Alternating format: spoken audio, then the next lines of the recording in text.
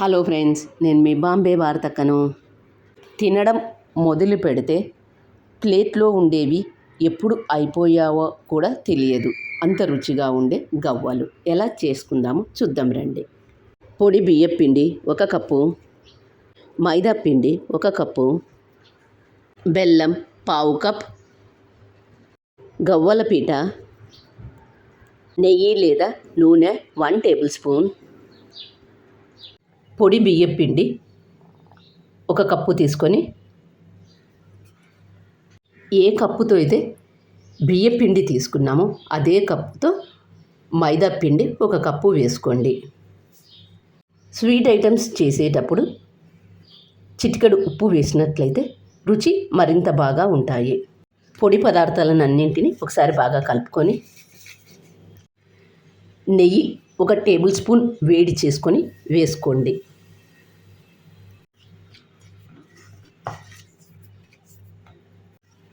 Rub చేస్తూ బాగా కలుపుకోండి.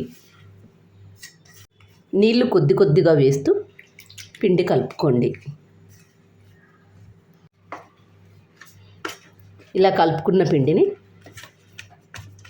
10 నిమిషాలు పక్కన పెట్టండి. పిండి మరీ గట్టిగా కాను మరీ లూజ్గా కాను కలుపుకోవద్దు. సెమీ సాఫ్ట్గా కలుపుకోండి. ఇలా కలుపుకున్న పిండిని 10 నిమిషాలు పక్కన పెడదాం. 10 నిమిషాల తర్వాత మూత తీసి పిండిని మరొకసారి బాగా కలుపుకుందాం. ఇలా కలుపుకున్న పిండిని చిన్న చిన్న ఉండల్లాగా చేసుకోండి. రౌండ్గా చేసుకోండి. అలాగే మిగతా వాటన్నింటిని కూడా చేసుకోండి.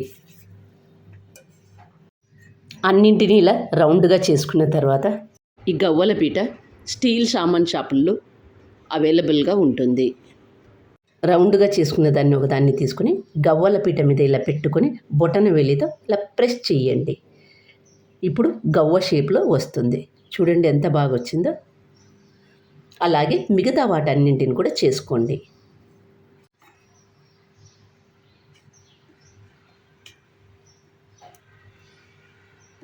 అన్నింటినీ ఇలాగే చేసుకోండి. గ్యాస్ ఆన్ చేసుకొని బాండీ పెట్టుకొని డీప్ ఫ్రైకి సరిపడినంత ఆయిల్ తీసుకోండి.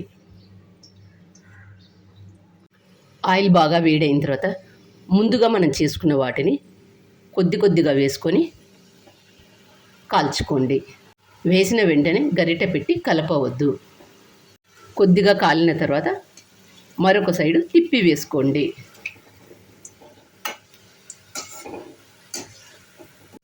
మంటను మీడియం హీట్లో పెట్టుకొని కాల్చుకోండి. మంట హైలో పెట్టినట్లయితే త్వరగా కాలుతాయి. కానీ లోపల వరకు కాలాలి అంటే ఇలా మీడియం హీట్లో పెట్టుకొని కాల్చుకోండి.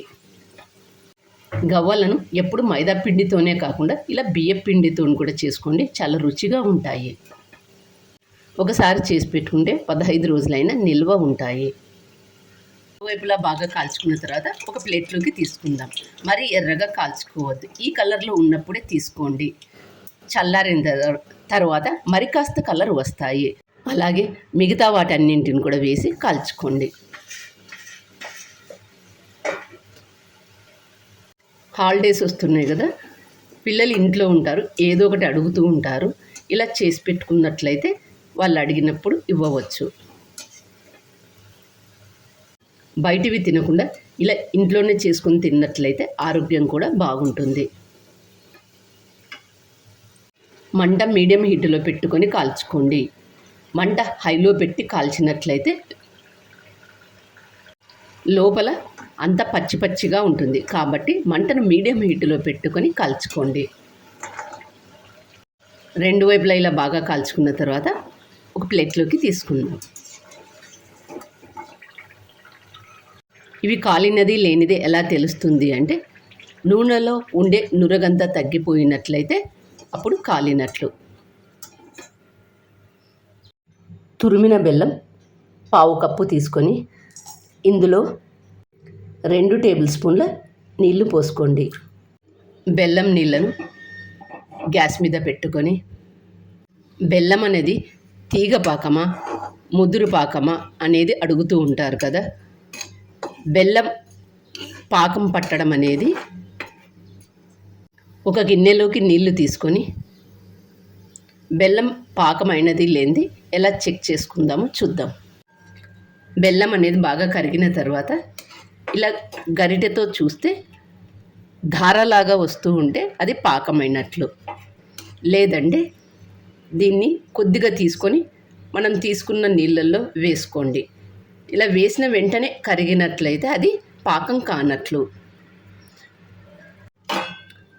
ఇలా గరిటెతో వేసినది అలాగే ఉన్నట్లయితే పాకం అయినట్లు. ఇలా చెక్ చేసుకోండి. బెల్లం పాకం అనేది వేసిన వెంటనే కరిగినట్లయితే అది పాకం కానట్లు. వేసిన వెంటనే నీళ్ళల్లో వేస్తే కరిగిపోకుండా అలాగే ఉంటే అది పాకమైనట్లుగా గుర్తుంచుకోండి. బెల్లం పాకం అనేది ఇలా ఈజీగా చేసుకోవచ్చు. బెల్లం పాకంలో పూర్తిగా చల్లారిన గవ్వలను ఇందులో వేసి కలుపుకోండి. చల్లారిన వాటిని బెల్లం పాకంలో వేసుకొని కలుపుకోండి. గవ్వలకు అన్నింటికి బెల్లం పాకం పట్టేటట్లు బాగా కలుపుకోండి. పూర్తిగా చల్లారిన తర్వాత వీటిని ఒక ఎయిర్ టైట్ డబ్బాలు స్టోర్ చేసి పెట్టుకుంటే 15 రోజులైనా నిల్వ ఉంటాయి. నా ఛానల్లో పాకం లేకుండా చేసుకునే గవ్వలు, శంకరపాలి ఇలా అన్నీ ఉన్నాయి. కింద లింక్ ఇస్తాను, చూసి చేసుకోండి. పళ్ళు లేని వాళ్ళు కూడా తినగలిగేంత ఈజీగా ఉండే గవ్వలు ఎంత క్రిస్పీగా ఎంత బాగా వచ్చాయో చూడండి. మీరు కూడా ఈ గవ్వలను తప్పక ట్రై చేయండి. మరి మీకు ఎలా వచ్చాయో నాకు కామెంట్ చేసి చెప్పండి. నా ఛానల్ కొత్తగా చూసేవాళ్ళు సబ్స్క్రైబ్ చేసుకోండి. Thank you for watching.